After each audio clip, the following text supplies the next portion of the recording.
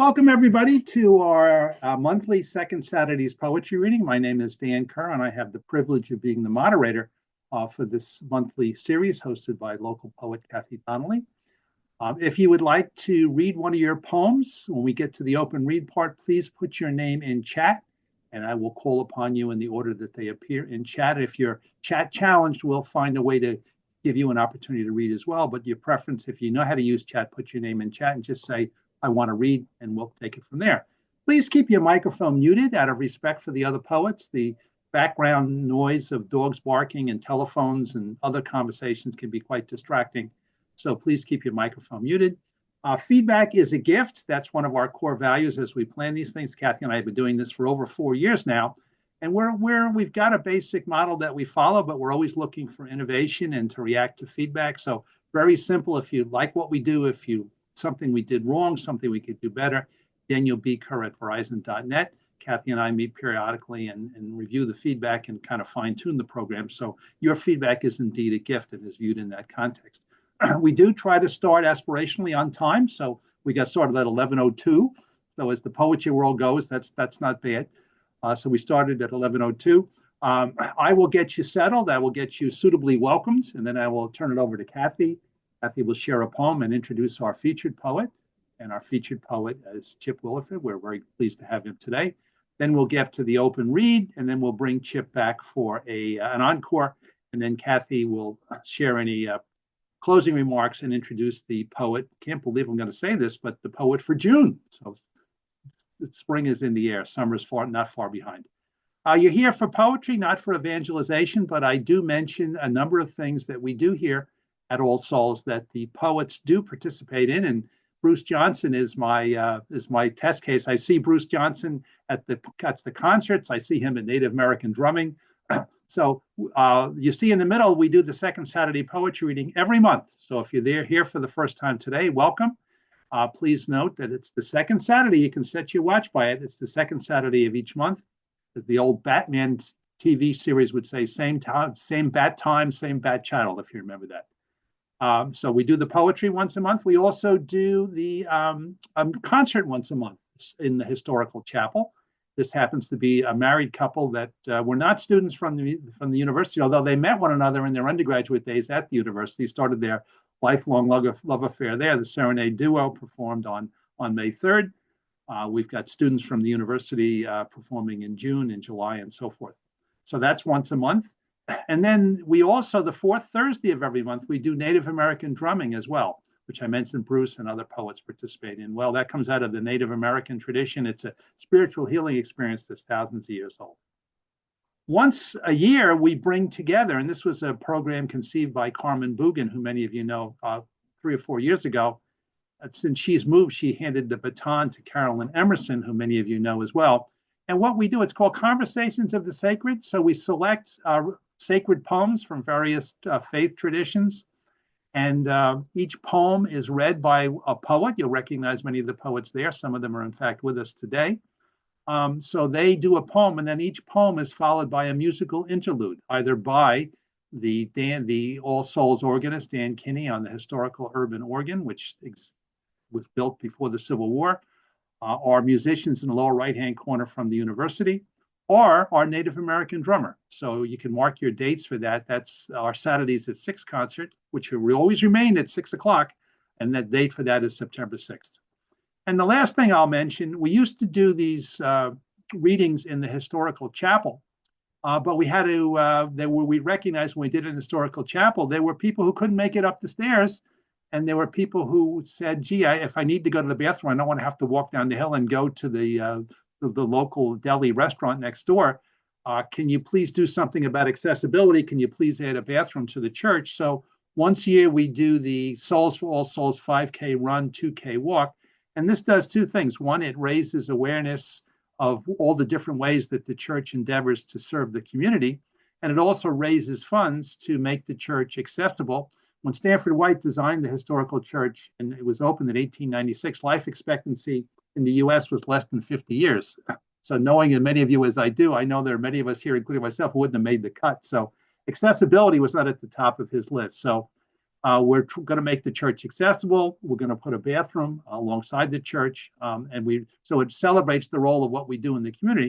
It also raises funds to make the church accessible. And the date is now set. It is Sunday, October 5th. And each year, this was a tradition started by the local poet Sharon Doyle and Kathy Donnelly 5 or 6 years ago.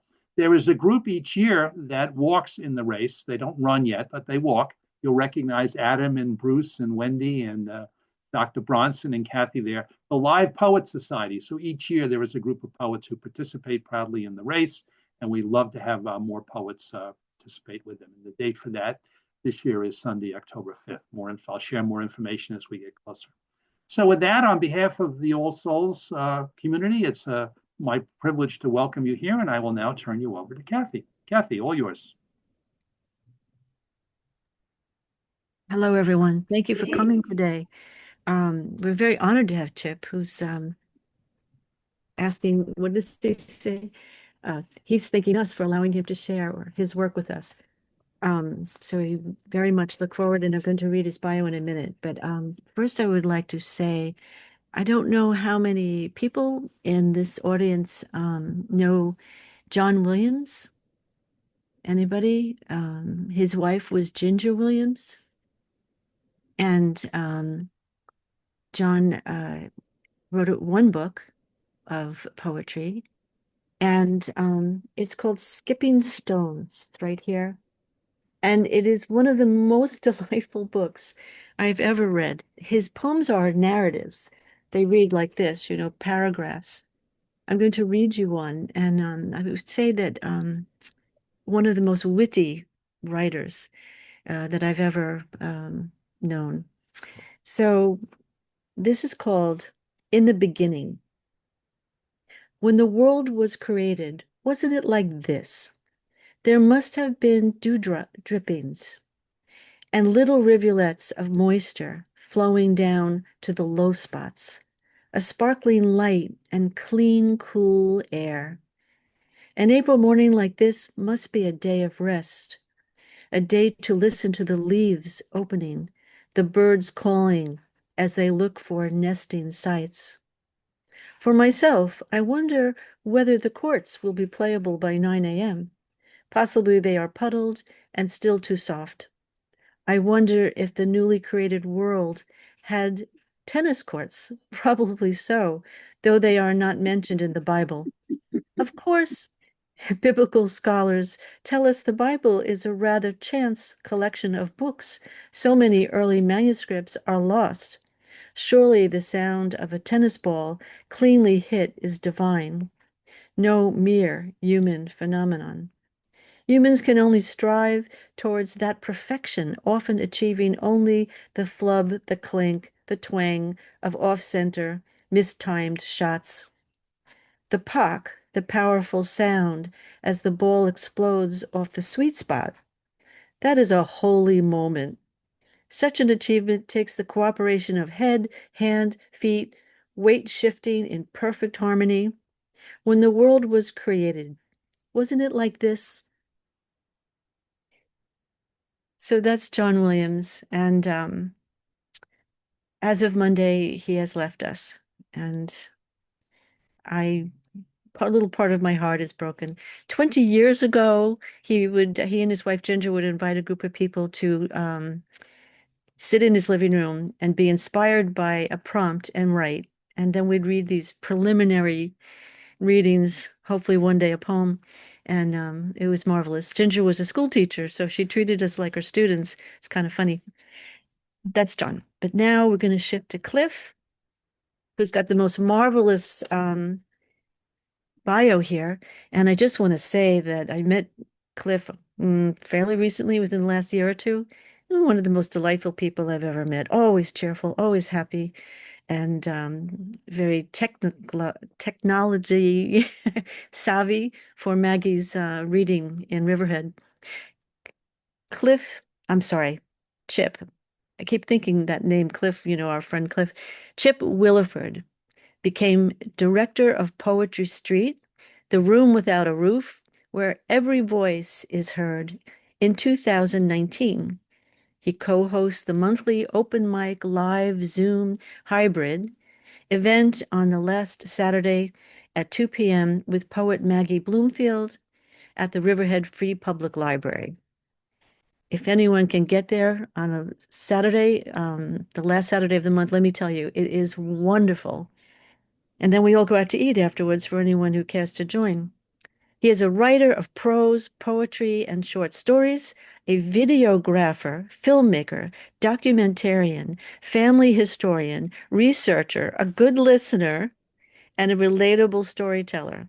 Most recently, his poem Idea of America was published in the 82nd issue of the Sailor's Review, along with an in-depth interview. His poem Blue Muse was included in Poetry Bay's Long Island Quarterly, winter of 2004-2005. The Beast was published in the Best Long Island Poetry 2024. In Between was published in the All the Men Came and Dance anthology, and his poem Naturally was published in Seed, Sculpture on the Trail 2024. In September 24, Chip was honored to read his poem Shame is Not Mine to Own, sponsored by When Black Women Gather, and was also published in the Bard's Annual 2024. Chip was featured with poet Judy Turek, who's with us today, for the launch of the fall 2024 winter 2025 poetry pairs poetry reading series at the Long Island Poetry and Literature Repository.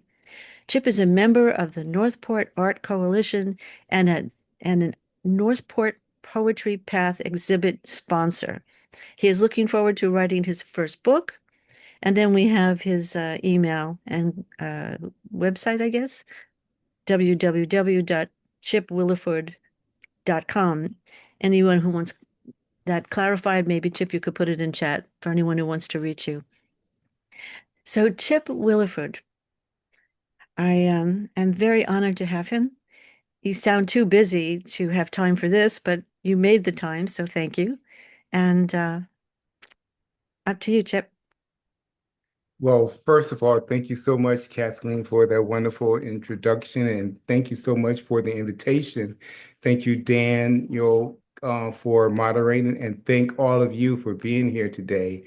I'm going to start my timer.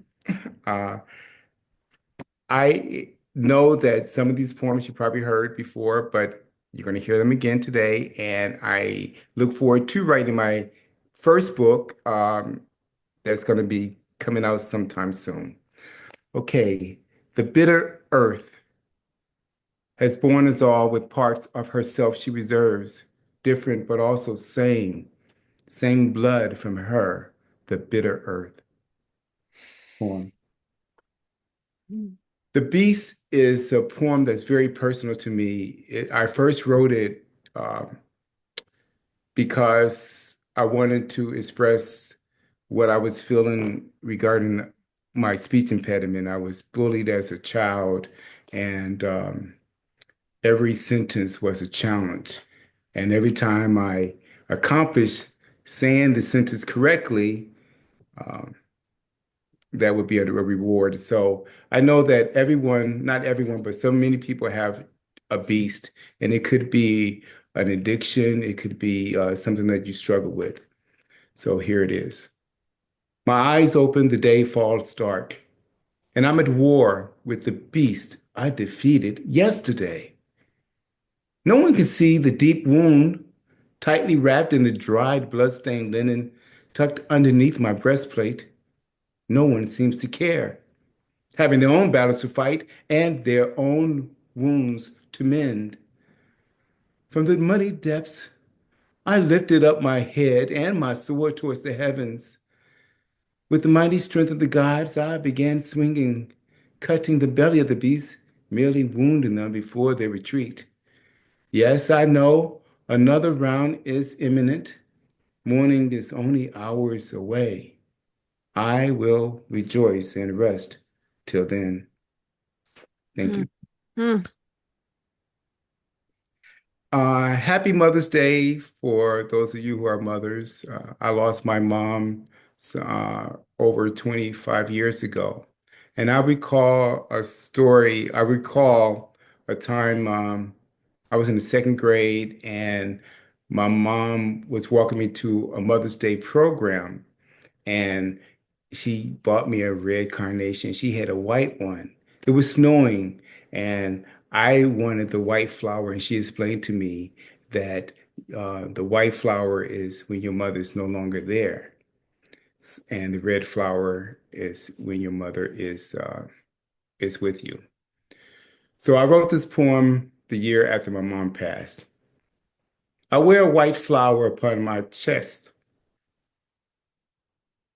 because this year my mother was laid to rest.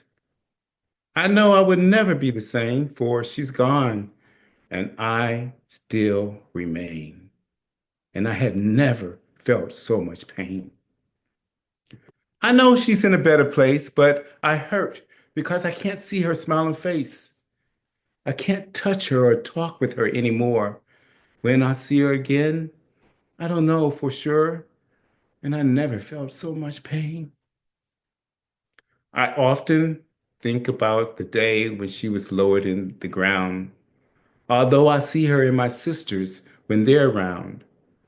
She's in Lanita's face when she sits up in her bed, and in Carolyn's little feet, and the way she wraps her head. And in Deborah's walk, I see her, and I never felt so much pain. So this Mother's Day, I'll wear a white flower in honor of Mom. Despite the pain I feel now, I know I must still go on. Thank you. This the poem that was published in the Sailor's Review is to my siblings. When the moon shines through the evening darkness and the air hits heavy, even on the thickest layer of my skin, awakening my heart that beats rapidly within my chest, I am reminded that I am alive. As tears trail down my face, I remember the smiles and laughter of happier times when Dad would take us all in his arm and make everything all right. God, I wish he was here, alive and well with us tonight as we look out at this beautiful moon shining so bright. Do you wonder about tomorrow, or do you smile in gratitude of today?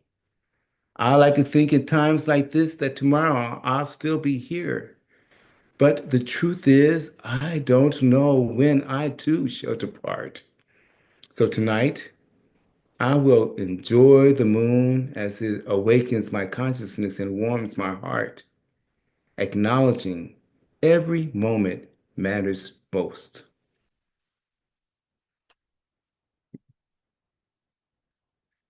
I don't know if anyone lost anyone to Alzheimer's, but it's a horrible disease. And sometimes you look at the person and you look and see what they're thinking, and sometimes you think these things. In between, what's remembered sporadically are stolen moments delivered spontaneously, which almost last forever. Fettered to the past, silently watching, surviving another moment of uncertainty. Certainly, there is a way out. Is freedom ever so burdensome, with or without carrying heavy secrets? Quietly contemplating decomposed dreams, possible outcomes dire. With furious longing, I watch you leave your being as a fading smile. Already, I feel your absence and presence become one.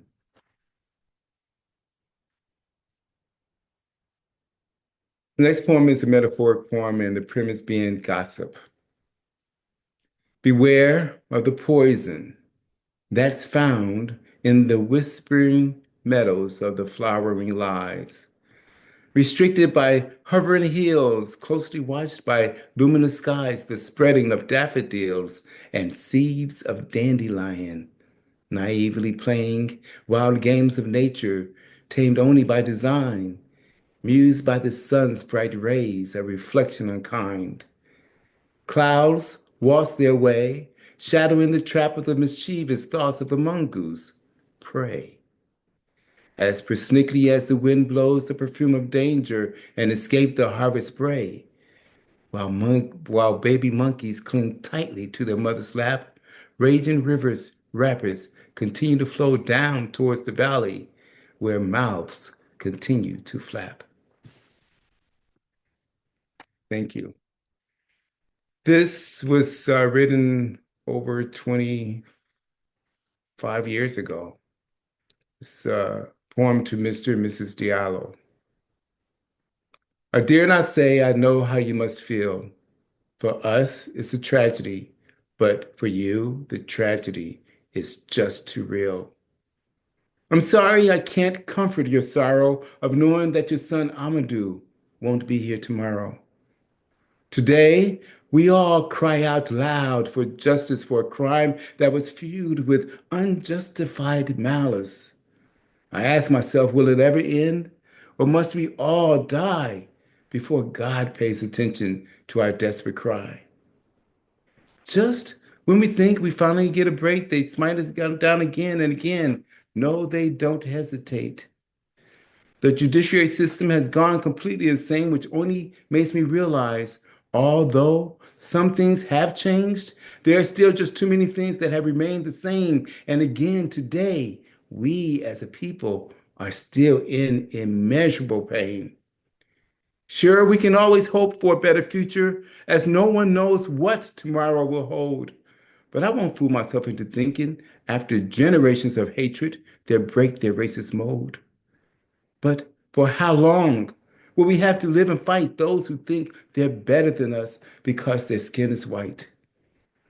I hate the thought of being shot down because of the color of my skin, but I will always remember, no, fortunately, I'm reminded each time I walk in the door, that's the cruel reality all Black men, women, and children are in. As long as unjust, racist people are in the highest office remain, we will all be limited as to what we will gain. Yes, we will continue to walk, march, vote, protest, and shout to let the whole world know that it's justice and equality we're about.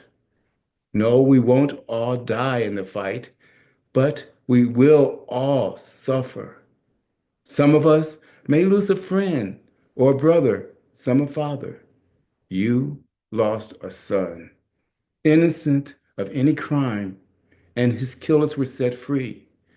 I fear that if justice is not sought now, then tomorrow it could be me. Also written, thank you, also written around 20 years ago, The Children. I lay awake thinking of the children taken by an unspeakable act on a day that was much like the one before, except for the darkness that came through the elementary school's door. With loaded weapons released on buds just beginning to bloom, taken by a madman, their lives lost as as their precious bodies laid there in the classroom. Innocent, sweet babies' lives taken far too soon.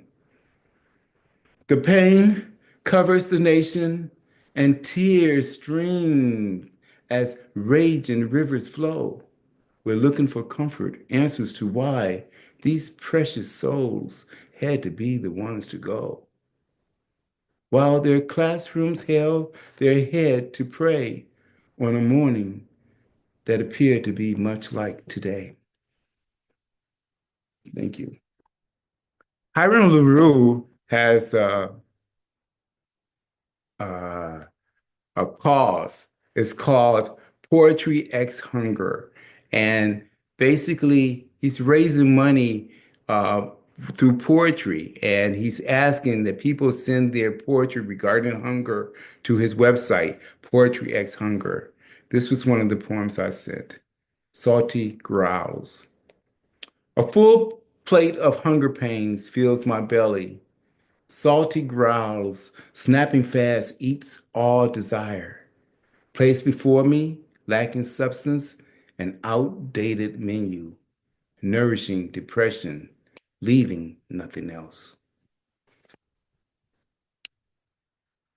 The next two poems are ekphrastic poems, and they're inspired by art that was curated by Mindy Cronenberg, Sculpture on the Trail. First one is Borrowed Inspiration. Silent screams, chaotic pressure. Discombobulated thoughts, camouflaged, whispering cries, echoing, splintered dreams. For weeks, down cheeks, burning tears rained as she began to release heavy bundles of grief, trauma, regret, strangled portions, smothered pain. Secrets no longer kept, dodging snares, seeking refuge. Mama wept, packed me up, and home we left, leaving behind yesterday's wrath, waving soft green leaves. The crescent moon lit a welcoming path. Leaves, once in canopies, now dried, rolled up, crushed, crackling sound amplified on the ground, hoping not to be found. There we were, Mom and me at the root of a barren tree. An outstretched branch did we rest as though we were little birds high up in the canopy, safe in their nest. Borrowed inspiration, a sculpture in nature. The morning darkness finally went away. The mist lifted softly into a brand new day. Thank you. Naturally, half awakened, lodged in phantasmagoria, where time does not exist. Huge amounts of weightless layers of optimism drowns an event horizon, presents as falling in the mist. Testing gravity, a door shuts, opening portals where nothingness matters. Atmosphere showers, engulfs ideas, syncopated road gases, narrowly escapes, fading voices of reason, cacophony of yesterday's chatter. Hard surfaces, embedded in space, reminisce of defiance, reflect spirits of light, scraps of yesterday's wrath. So naturally, here erected a sculpture, created in nature, blooming peacefully along this sacred path. Thank you. And I hope to participate in this year's Sculpture on the Trail. Of Love, Loss, and Life, which was published in George Wallace's,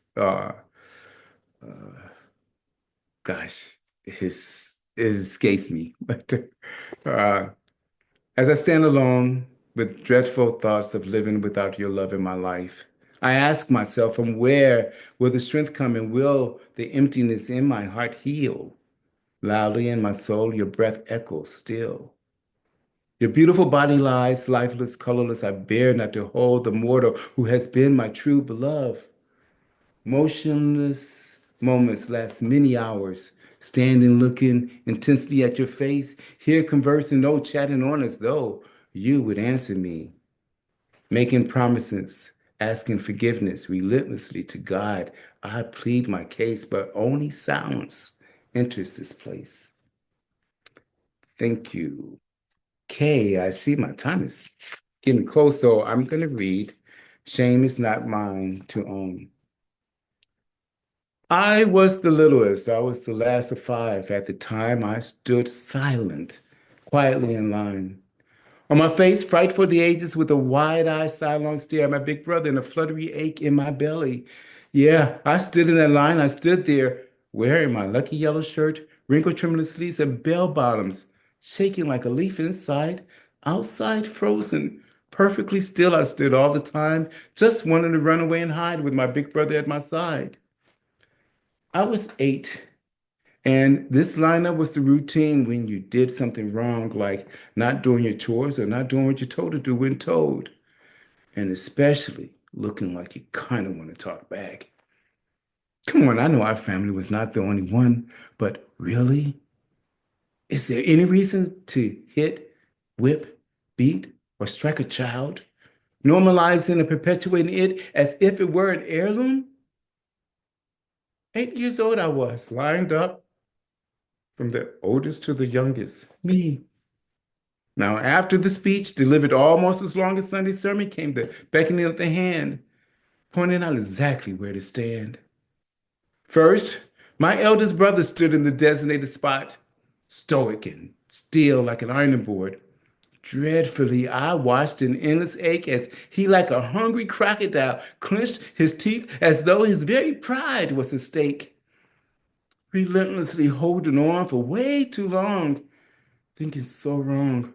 Twisted take, aggravate, instigate, sure to make more blows to flow. Harder and harder. The tears did choke behind the levee until he broke. His head did fall with nothing at all to say, feeling hurt, shame, and defeated, he walked away. Sparing not, within fingers' reach, I watched each of my siblings slowly walk from the line to the spot. A docile stare, her hand outstretched, without a sound, a single tear raced down. Taking my hand, jerking, which in every way, what? Nothing could we say. Okay. Belt, extension cord, leather strap, diverse switches braided with care struck my sister who didn't break her docile stare. One by one, I saw them walk off, sniffling in gloom alone too. I shared double bunk beds, single room. I was 8. Now, holding my behind, it being my turn, anticipating the burn. Alone, I walked from the line to the spot I was told to stand. Like dark seas, I disappeared in memories, sank into sand. And just like the rest of my siblings, I too slowly extended my hand. Regardless of what I've been shown today, I know that shame is not mine to own. Thank you. I'm going to read one more poem, and it's going to find it. This is Mental Health Awareness Month, and I'd like to read this. It's called Recognize the Cry for Help. I'm just an average Joe. My timer. I'm just an average Joe. I really don't know why I have to fight day and night just for the right to stay alive. Despite this horrible recession, inflation, overwhelming systematic racism, hate, debt, and COVID-19 are all contributors to my oppression. School is out. Where's the lesson? Please tell me, can I repair my mistakes or do anything to ease my despair? I never imagined I would be here, but I am, and I know I'm not alone. Many of us are already without a home, but I don't want the next one to be me. I'm really trying for that not to be working harder for less pay. It's not easy, even though I deceive and tell myself not to worry. So I'm doing the work, and in my mind, I'm trying to keep focused on surviving and not on dying. I don't break any laws. I'm courteous to my neighbor. I clean my own house, and each blade of grass is accounted for. I strive every day to make things better for my family and my community. Now, what can I do to save my home and preserve one dollop of dignity? All the time, I tell myself, man, just do your best to climb out of this mess. I try not to lose it. I try even harder not to stress. But how can I not when my feet are on fire and water boiling hot? My God, I'm trying so very hard not to let the depression of this recession seep in. So please help me. Somebody help me. I really am deserving. Thank you. So if you know anyone that's in crisis mode, please tell them to call or text 988.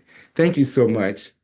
Thank you, Chip. That was great. I counted 14 poems, and each one of them really, really resonated and touched me in some ways. The first one about the bitter earth, although it was short, I reminded of the journey that Christians take during Christmas, during Easter, which starts with Ash Wednesday, where dust to dust, and you were dust, and you shall return to the dust or the bitter earth.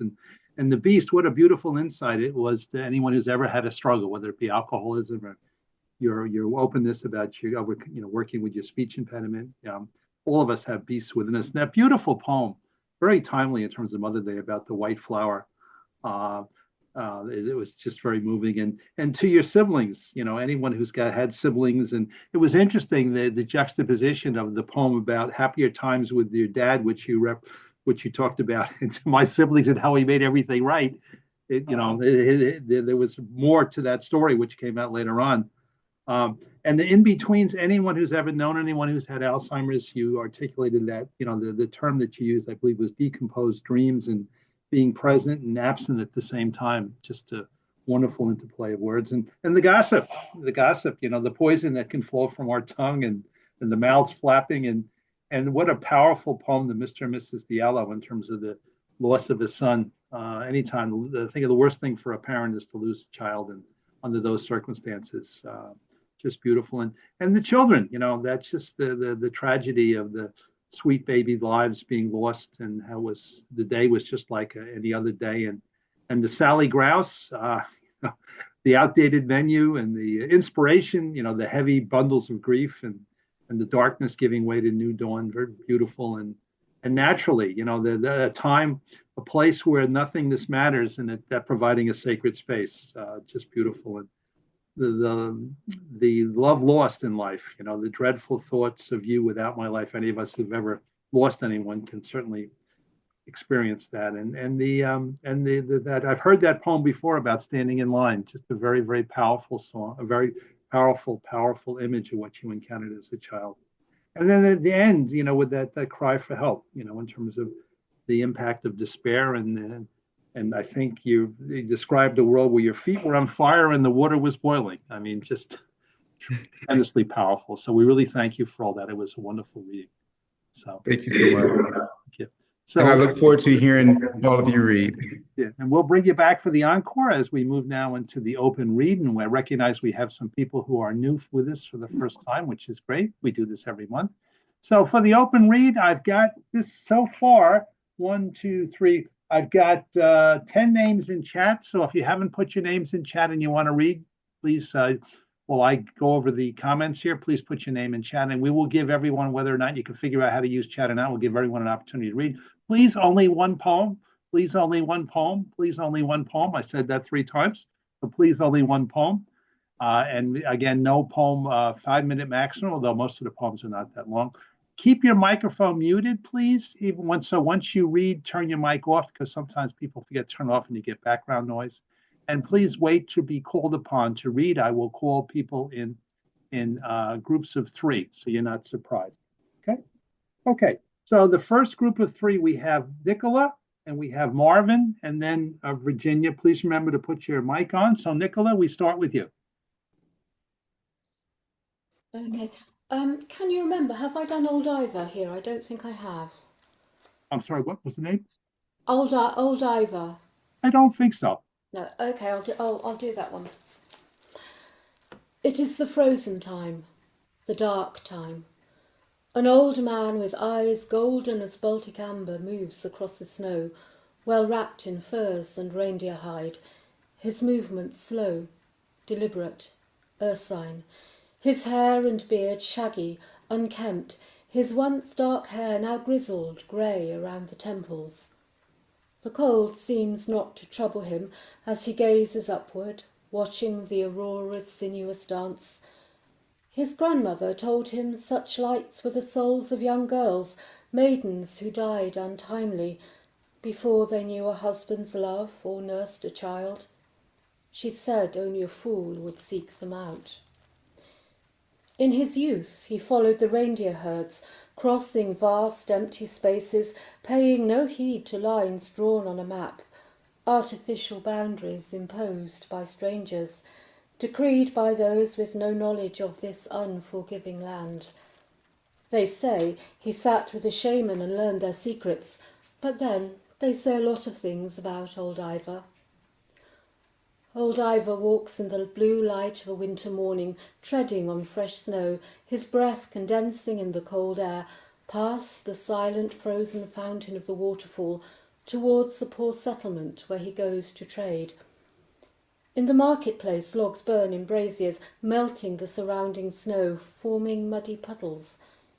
He buys a reindeer steak cooked over charcoal, burned on the outside, still bloody within. "Will you take a cup of something?" the woman asks. "Something to keep out the cold?" "Aye, why not?" She hands him a cup of the raw spirit of the region, distilled from who knows what. He drinks it down. After the initial heat comes the pain, like a worm gnawing an empty belly. "Another cup?" she offers. "No, I thank you, one is enough." His business done, he shambles away, back to his home at the edge of the forest. Built of logs, it has only one room. It is surprisingly clean and well kept. Even as a young man, Ivor was self-contained, apart. Preferring solitude, he learned to do things for himself. Now he will settle down to wait for the sun's return. When spring comes, living will be easier. Once streams are released from winter's frozen embrace, he will fish again. Disregarding stings, he will seek out bees' nests, sharp-nosed for the smell of honey. Later, he'll collect whortleberries, rejoicing in their sweetness. The white nights of summer bring restlessness. He rarely sleeps. Prowling the forest, he wanders further from home. The nights are sticky now with unaccustomed heat. Lice trouble him, so he sheds his clothes. Naked, he bathes in a fast-flowing stream. Sunlight catches water droplets shaken from his hair and beard, turning them into diamonds in the air. And so he begins to shed the veneer of humanity. Now he remembers the days of his youth, days when he followed the reindeer and sat with the shaman. Now he knows what he must do. His senses change, smells become sharper, more distinct. His hair thickens, covering his nakedness. With a roar of pain, or maybe release, he drops to the ground. Now on all fours he starts to run, clumsily at first, but then with more assurance. He is free, he is complete. Next day, a hunter finds some tracks by a stream, naked hands and feet printed in soft mud, too big to be a child's. Curious, he follows them, noticing small changes. He follows them until they become the tracks of a bear. Thank you, Nicola. Well done. Okay. Marvin, over to you. Tomorrow is Mother's Day, and I lost my mother 52 years ago. And I always read this poem around this time. So you probably heard this one last May. It's called "And They Ate the Marshmallow Men." Mother walked on the ice with the marshmallow men. Toward school she walked, pushing a carriage, sagging with party joy. The phonograph in the recess where the feet go. On the seat, the records, topped by cupcakes, Tootsie Rolls, nuts, gum, Cracker Jack, mother. Toward the party she pushed. 6 blocks took an hour with the ice and the brace she wore. The teacher played the piano, the kindergarten danced. Mother played the records, cockle shells and 3 bags full. And they ate the marshmallow men and their raisin eyes and his name on the cupcakes. And after milk, she gave the gifts and told some stories. And they laughed, and he felt hot all over. His mother was so good. She sweated him when he was too old for marshmallow men. Other mothers don't care, she said. When he said, "Oh, the others don't have sweaters." She had called him from the stickball game, and the other boys waited. What did they think? "And have some milk. You need strength." "But Mom, the guys." She called him to the couch. He thought he was too old in high school now for her embrace. She called him funny names. Only she called him, and whispered dreams and what he meant to her. One day, years afterwards, he asked his wife, who taught, about the parties in her class and about the marshmallow men. She laughed. Pizza, she said. Pizza and Coke. In kindergarten, in my 4th grade, the whole school, pizza and Coke. Thank you, Marvin. Well done. Very timely Mother's Day. Okay. Virginia, over to you. Hello, yes. April 27th, 2025. Overnight, the leaves have embroidered the sky. Tiny French knots are spiking the swaying trees. Within 2 weeks, all the blue and the clouds will be behind green shades, and my winter sweep of water will squint to a glimpse spotted with sails. The daffodils of the double kind have fallen, rain-weighted, to earth. Some I cut for a vase, rinsing dirt specks from the white clusters. The Salome stands sturdy, unaffected by the storm. The pale peach cups reach out from the corona. Who named this beauty after that dancer who so wanted his head? He who wanted to bring forth a new belief, as if the old spring were wanting somehow. Instead of creed, burden me with daffodils exquisite. Thank you, Virginia. Well done.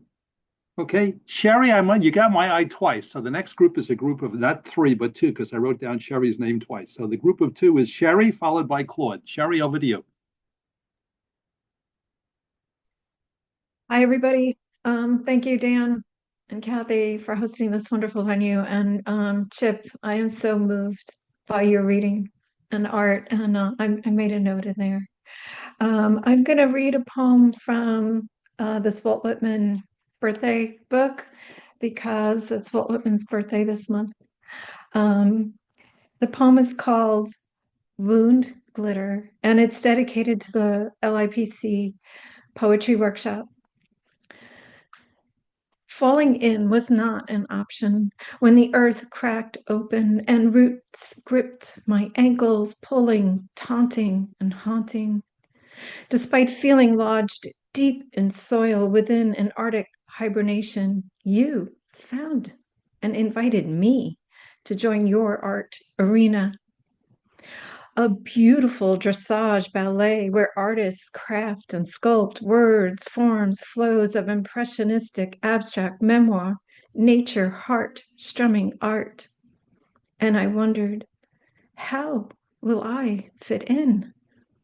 Feeling more like a wild, free-roaming, molted, painted Mustang, striding along a windswept beach, an eager, though distant spectator of a refined excellence in the way an onyx Dutch warmblood with a perfect rosette braided mane and brushed silk tail performs Grand Prix pirouettes. And yet we dared, through those small sunlit panes to shed glitter from our wounds, revealing our bonds, and artistry held their own extraordinary becoming. Thank you. Thank you, Sherry. Well done. Claude, over to you. Good morning, everybody. Looks like I'm coming from the moon. I have a new computer. I can't figure out how to get the camera working. Can you hear me? Yes, you're coming in loud and clear from the moon. Okay, here I come. All right, so Willie Mays would have been 94 this year. His birthday was Tuesday. So here's a little short poem. It's about 30 lines that I hope you will enjoy. My opinion, of course, my love. Willie Mays, born May 6, 1931. You were the greatest player that ever lived. Your arm was a cannon. You ran like the wind as your cap flew off, stealing bases, making unbelievable catches, a home run hitter, a batting champion.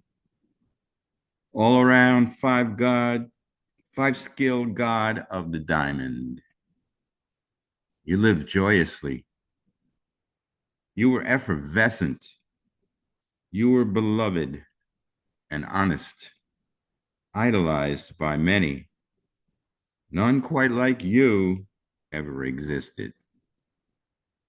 I still see your smile, your jaunty gait, an athlete commensurate who overcame poverty, walked to school in no shoes, bitterness not given room on your plate as you slid through the dust, safely disarming the curse of systemic racism. Willie Mays. Say hey, Willie Mays. Well done, Claude. Thank you. Okay. Next group of three is Bernard, followed by Bob H., followed by Dan. So, Bernard, over to you. Hello, everyone. Thank you for allowing me to be here. Thank you, Chip. Chip is the PBS of poetry. Such a documentarian voice. If Chip was reading on the moon, I had my rocket ready to blast off. And when God tells his story of the earth, he's going to use Chip's voice to tell it all the way it needs to be said. Chip, love you. Nothing I wouldn't do for you. Thank you for being my brother, my friend, and someone who helped usher me into this poetry world alongside my poetry fairy godmother, Miss Judy. With this poem, I think it's apropos for Chip's thoughts. Equality. Do unto others as you would have them do to you. Or is it an eye for an eye and a tooth for a tooth? Do we break the golden rule every time we lose our cool? Can we win and walk away for another day, or lose because we have something to prove? We are given the universal laws to govern humanity, and within those laws is inherent equality. To be born free of social ills, to be your dream and be of your own free will, to be able to cry tears because of joy, to not have to engage in illegal commerce while cannibalizing your neighborhood, restore peace, pride, and balance to the universe. Wage inequality, healthcare disparity, employment discrimination, voting intimidation, legal misrepresentation, nefarious organizations, housing dilapidation, neighborhood gentrification. Raise your hand for racial equality. How many hands stay up for gender equality? How many hands come down for sexual equality? Equality in society is not one size fits all. Equality is often challenged by equality selectivity. The battle for equality comes with risk, resentment from those you're trying to assist, needing someone by your side to hand you the right tools. Sometimes you don't find the fight finds you. Causing a racket like Billie Jean King, demanding monetary equality, demanding the same pay as men for doing the exact same thing. Through resistance, she held her serve, playing powerfully on the court, willing to take her fight beyond the court, while beating male chauvinism on the court. The right to be right, the right to be wrong, the right to write your own music and be the composer of your own songs. This is why the caged bird sings.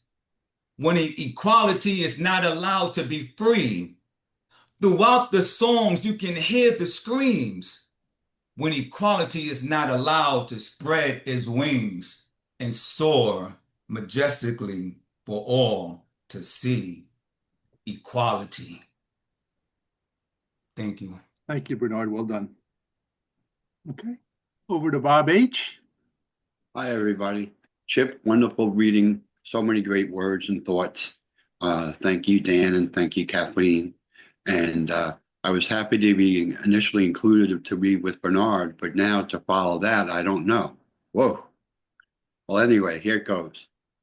Live to be the dream. White, black, and brown. We may be from different parts of town, but it's nature's law that we're all still the same at the core. We laugh, we cry, we love, we sigh.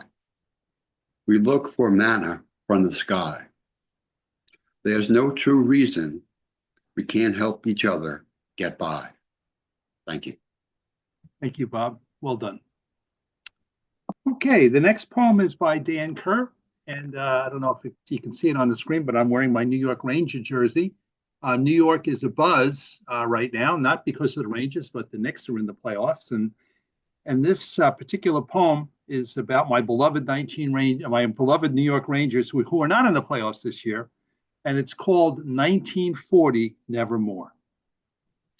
1940 Nevermore. The meaning will become clear in a moment why I chose that title.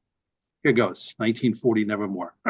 There are times when a sporting event is more than a game. The fights between Max Schmeling and Joe Louis on the eve of World War II. Muhammad Ali knocking out Sonny Liston and declaring, "I am the greatest of all time." Willis Reed limping onto the floor of the old Madison Square Garden and inspiring the New York Knicks to beat the Lakers in Game 7 and their first NBA title. Jim Valvano and the boys from North Carolina State defeating the heavily favored Houston Cougars in the 1983 NCAA championship. Bobby Thompson shot heard round the world. The Dodgers beat the Dodgers in a playoff. And the radio announcer shouted repeatedly, "The Giants win the pennant. The Giants win the pennant." Bill Mazeroski's home run in the bottom of the ninth inning that toppled the mighty New York Yankees in the 1960 World Series. Johnny Unitas and the Baltimore Colts defeating the New York Football Giants in overtime at Yankee Stadium in the greatest football game ever played. And Joe Namath and the upstart New York Jets shocking the world by defeating the heavily favored Colts in Super Bowl III. Herb Brooks and his group of college kids performing the Miracle on Ice and vanquishing the mighty Soviet Union at the 1980 Olympics in Lake Placid. All of these events transcended mere sport and captured the hearts and minds of a nation. But for me, a long-suffering New York Ranger hockey fan, nothing was ever felt more deeply than the Rangers winning the Stanley Cup in 1994.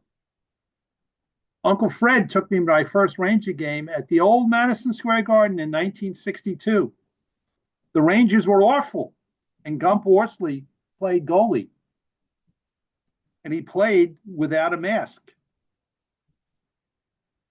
Like many former New York Ranger players, after he was traded to another team, he won a Stanley Cup. In fact, he won 4.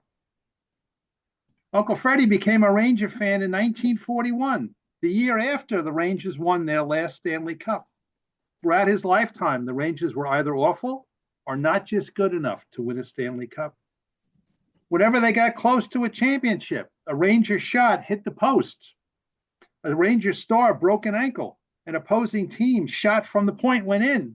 The puck took a bad bounce, or some other sad twist of fate killed the dream of another Stanley Cup. It was often said that the hockey gods put a curse on them when they burned the old mortgage. They burned their mortgage on the old Madison Square Garden in the Stanley Cup in 1940. Whenever the Rangers were playing a road game and clearly on the way to defeat, the home crowd would chant the dreaded curse that all Ranger fans felt deeply in their heart and soul. They chanted, 1940, 1940, 1940.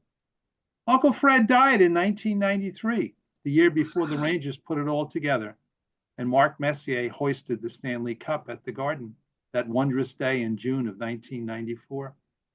54 years of futility were over, and the announcer shouted, "This one will last a lifetime."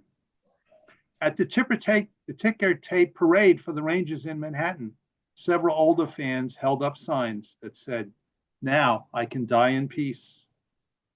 After attending the parade in Manhattan, I purchased the Stanley Cup banner and planted it atop Uncle Fred's grave and sent pictures of it to all my brothers that Uncle Fred took to Ranger games before me.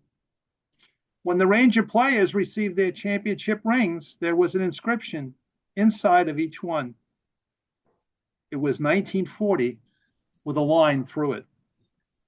The Rangers have come close a few times since 1994, and their seasons then have often ended with playoff losses in games they should have won. But Uncle Fred can rest in peace, and I never have to endure that dreaded chant. 1940, 1940, nevermore. Thank you. Okay, the next group of three is Emily Sue, followed by Jen, followed by JR. Emily Sue, over to you. Thank you, Dan and Kathy and Chip. I really enjoyed your reading. It was so moving. Chip mentioned poetry ex hunger, Hiram LaRue's project. So I sent him this poem recently. It should appear soon. It first appeared in Mocking Heart Review. On the line.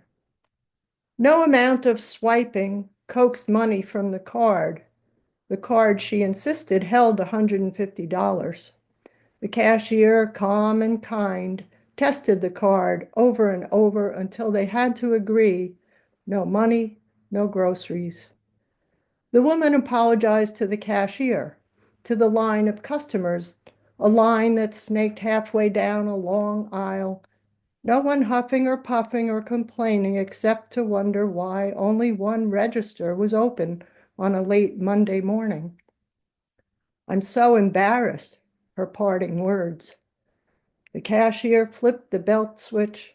The air fizzed again with the buzz of business.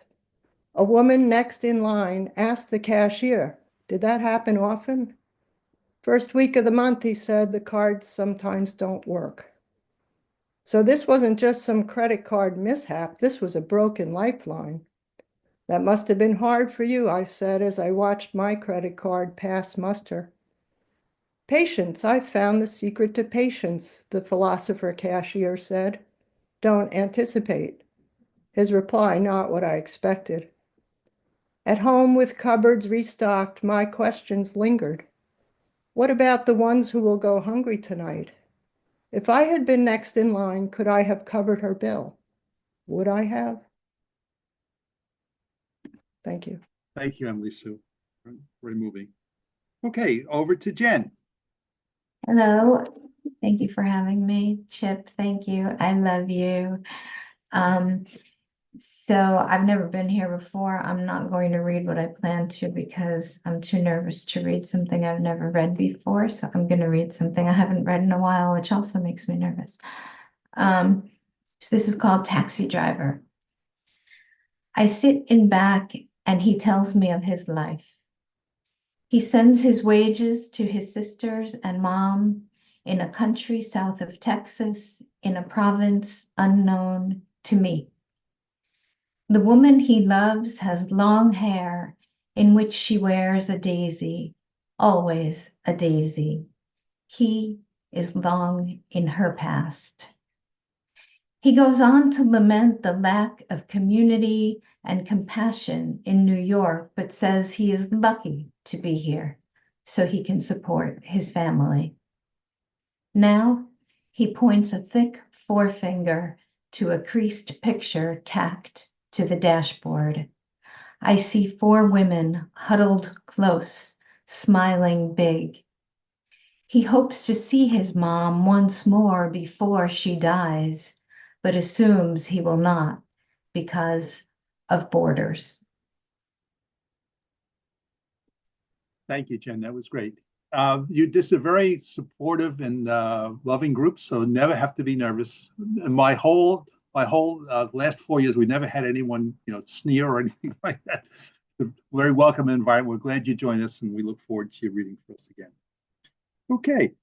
JR, I heard you referred to as the family godmother or the fairy godmother. So here comes the fairy godmother. JR, over to you. I love all my titles.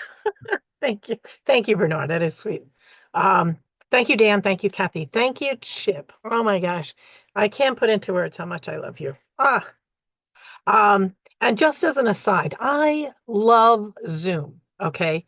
And it's kind of a little on the solitary side, but I got to tell you, I adore seeing Nina and Maggie sitting together on Zoom. It's like a togetherness on Zoom. Woo! And so, okay, so I have a poem that I wrote for Chip that was published in the Boards Against Hunger book called called called something wonderful kindness, random kindness, random acts of kindness. And I was going to read that, and I thought, oh, okay. And I just got Overon in the mail yesterday, and I thought, oh, I'm going to read that. And tomorrow's Mother's Day, and well, you know what? I'm reading this instead. I haven't read this in a very, very long time. It's from my very first book. They come and they go. Because tomorrow is our 40th wedding anniversary. So this is for Paul, sort of. May 11th, 1985. We prayed for sun, no rain, please. The day grew closer, time grew shorter. Our weatherman said 70% chance of rain. Oh no, we cried, and prayed some more. Aunt Rose and Mary, aunts I can't remember, said, hang the rosary from a second floor window. No, not the first or third, but the second. And we did. Details piled up, seeming to bury us, getting the best of us, but we stood tall, forged on rain or not. We got a tent, yellow with white stripes, and glad we did. A record-breaking day since 1936. How hot? Hot. And everyone fanning and complaining of sunstroke, but isn't it a wonderful day? How beautiful Judy looks and that handsome man, Paul. Do they know how lucky they are to live in this day and age, to be this age, this day, and this beautiful house? Did we have these opportunities? A day with much less than 24 hours filled with so many faces. How could we hope to remember? Don't know how much I've forgotten, but I do know it was a wonderful day. Thank you, Thank JR. you. Thank you, and happy anniversary. Okay, Wendy, I should have pointed out that Wendy was also one of the poets in the Live Poet Society. So in that picture I showed earlier. Wendy, over to you. Wonderful read today. I'm always feel so privileged to be amongst such readers. I have something for Mother's Day. It's very small, but it's called A Mother's Prayer. Let me be the one you reach for in the darkness of the night. Let me be the one who calms your fright. Let me be the one who nourishes your spirit. Let me be the one who shows you there is no limit. Let me be the one who leads you on your way. Let me be the one who comforts you, come what may. Let me be. Well done. Thank you, Wendy. Okay, and Don Billings, over to you.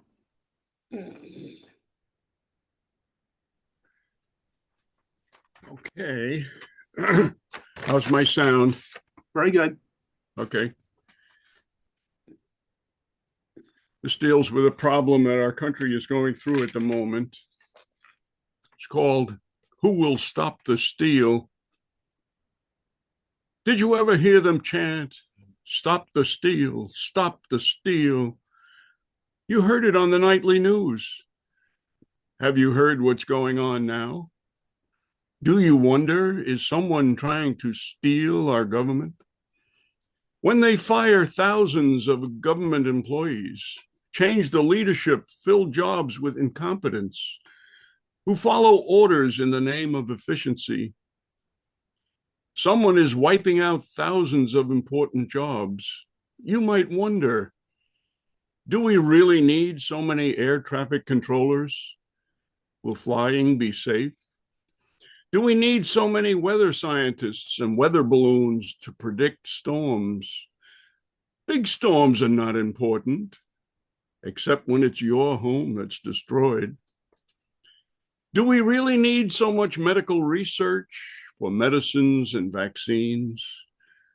You remember COVID-19, 1 million died, fathers, mothers, children. Should we, a rich nation, give aid to far off, poor nations to fight their diseases? Do we really need an education department to help poor communities? Should we be supporting a country under attack by conquering Russia? Would you say it's an ongoing war crime? Do we really want people picked up off our streets, shipped away without trial? Do you have a tattoo? Might you be next? If I defy your court order, who will stop me? Who will dare stop me as I steal your democracy, or perhaps just destroy it? Yes, we should ask, who will stop the steal? Let's hope our Congress does something. Thank you, Don. Okay, we've come to the end of the people who said they wanted to read. I know Kathy always wants to read. So anyone who's still here, if you'd like to read and I didn't call upon yet to read, just wave your hand and we'll get you to read. Okay, is that Nanette? Okay, yep, okay. You got to put your mic on. We'll be happy. Anyone else? Okay, so Nanette over. I see you there. Yes, go ahead. You got to turn your mic on and then you can read. Yes, Maggie would like to read too. Maggie, okay, Maggie, I'm sorry. Okay. I'll read first. Called The Rainbow Has Missing Teeth. Colors we were never meant to see. Spaces where night seeps through. Some stars hold fast to chosen elements of you. Others lose their grasp. Fragile bands of yellow may be lost, a tone of violet verging on the blue. A brilliant nova may withhold a dark vermilion in its lace, a shade that only cosmic valentines embrace. So if you believe an arc of multicolored light, a sign that gold is waiting just beyond your sight, I must advise that even light, cradle of the gods, source of all our reveries, bringing time, leaping on its feet, even light cannot be trusted or complete. Thank you. Maggie, over to you. Okay, Chip, that was phenomenal. It was beautiful.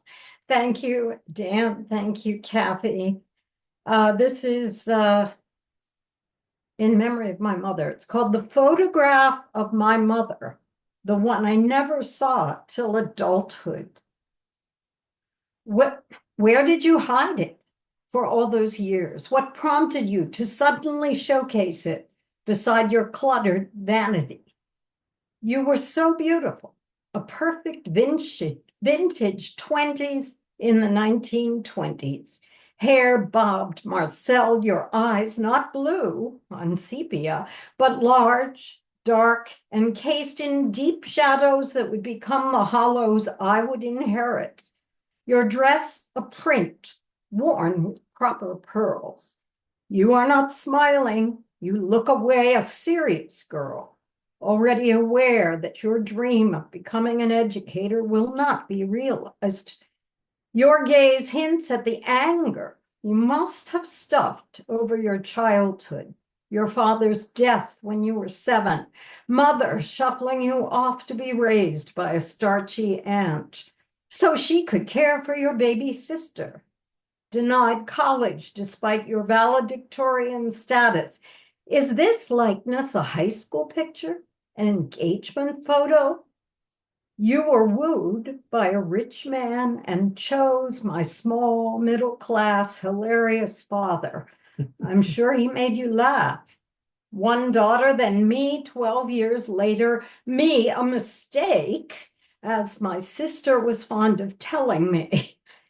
It must be said you complained about your life for the rest of it, but you treasured your possessions, inherited china, crystal, silver, our lovely home. You were a good girl, too good to realize you might have had choices. I'm almost glad you smoked your one act of rebellion, till in the end, even that turned on you. Your carefully curated house became an inferno, and you a human torch. Beautiful, Maggie. Very moving. And we're glad she made that mistake. So, okay, Kathy, over to you. Okay.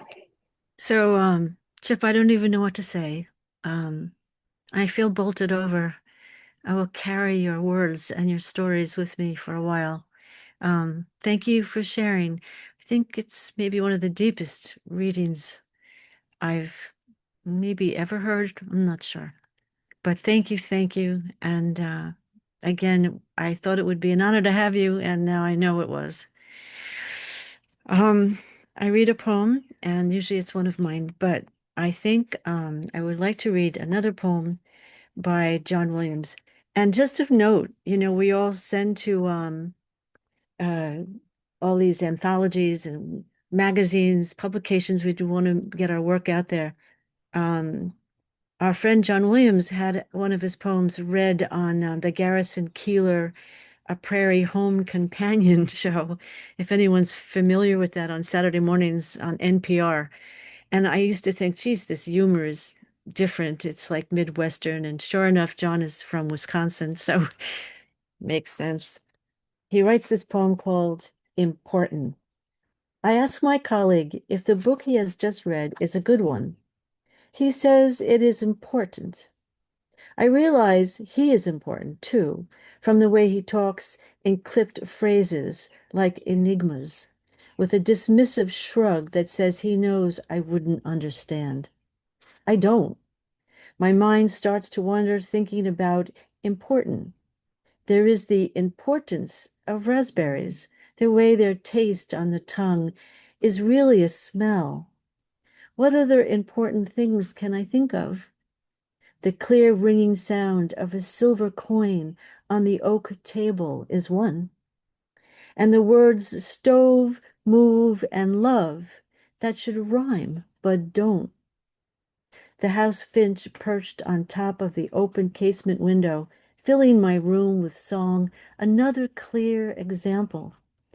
It is surprising that one word can have so many meanings. I did read that book. Dry, I would have said. That's John Williams. Done, Kathy. Thank you. Nice tribute. Yeah. Go ahead. Yep. Chip. We're going to bring Chip back. Yes. Chip, back. Oh, got you for your encore. All right. Well, once again, thank you so much for inviting me, and thank you so much for sharing all these wonderful. I'm just in awe. I try to fight back the tears, and they just came anyway. I don't know what's wrong with these eyes, but anyway, thank you so much. I'm in awe.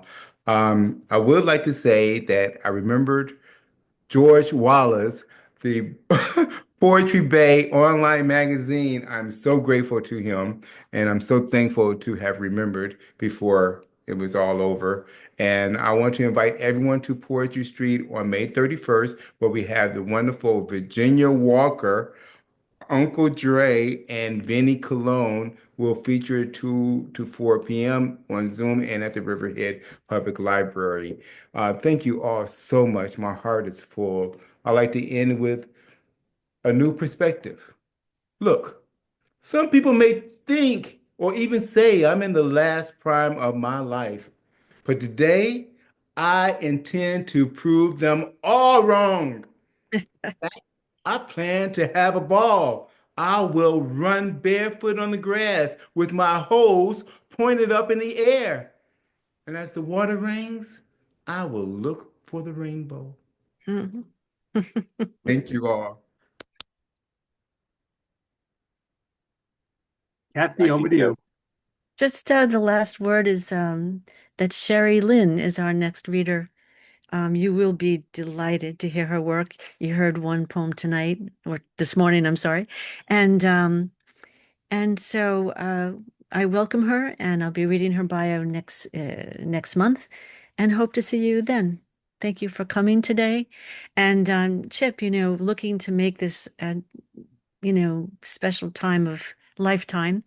There's a dance-a-thon starting going down 6th Avenue in New York City and winding up at St. Mark's Place. Anyone who wants to spend a day dancing, it's next Sunday. And if you're interested, I can send you the information that I have, or you can just look it up. So thank you for coming. Sherry, we're going to see you next month. And that's a morning.